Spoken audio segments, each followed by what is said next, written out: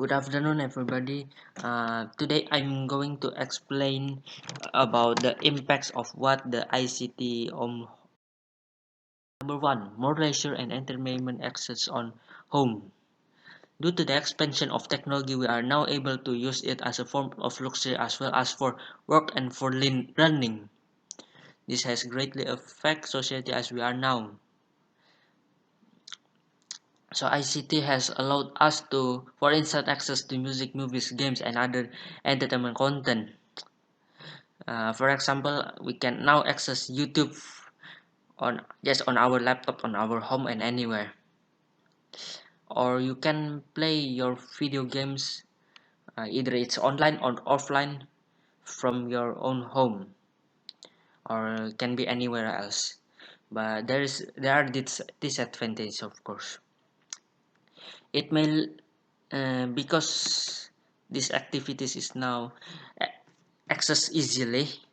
It may let us to procrastinate more on our work or responsibility. For the companies, especially software companies, they can their companies can get harm or harm by the act of the piracy that is online or offline. So number two, easier communication access anywhere, anytime, including your home. So basically, there are three types of how you do communication by ICT. This is actually just a few of them. There are many type of communication you can use by ICT. So for the first one is email, which is short for electronic mail. The second one is video conferencing. For example, like Skype, which is now available free. And the third one is social networking, like Facebook, and for example, like Facebook and Twitter and etc. There are of course advantages and disadvantages from email, video conferencing, and social networking.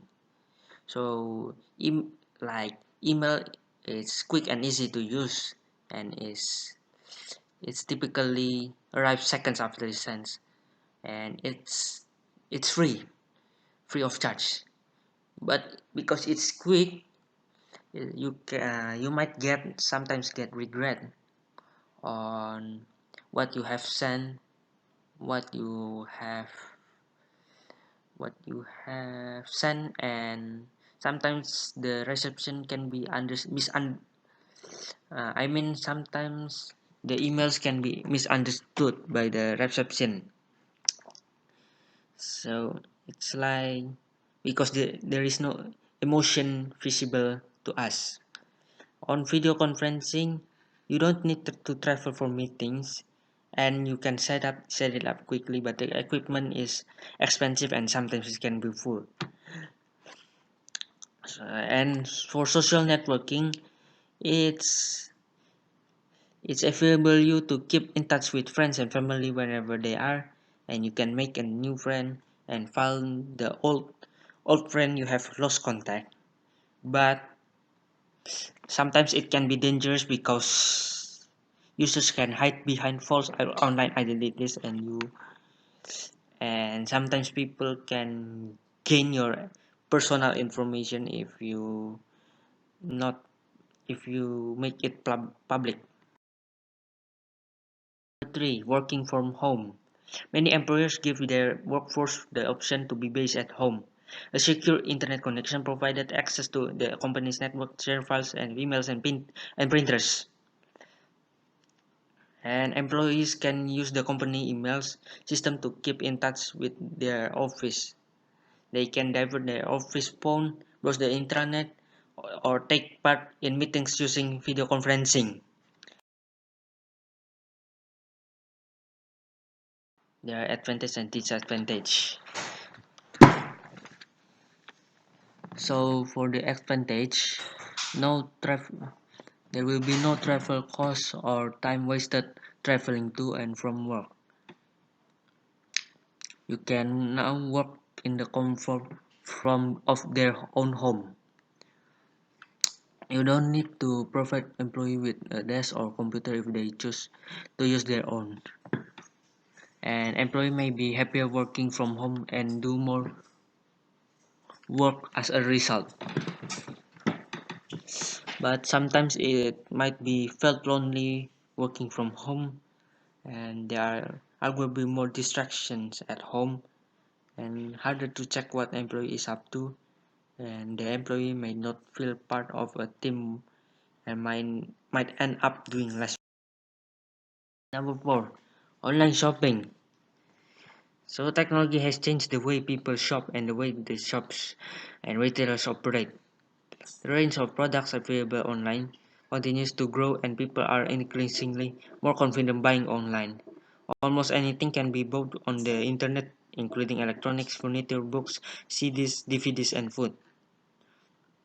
Some companies only operate online and do not have high street stores.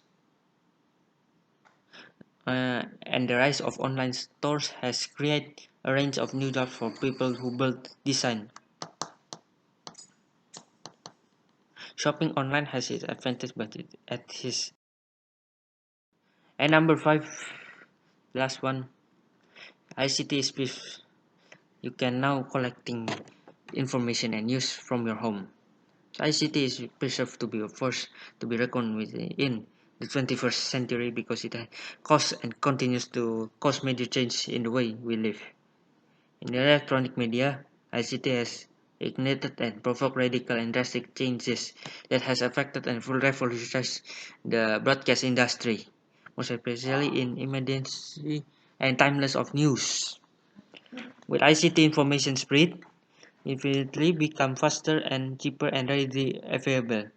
ICT has created opportunities for widespread electronic and timely delivery of news. So this is my presentation and thank you for your attention.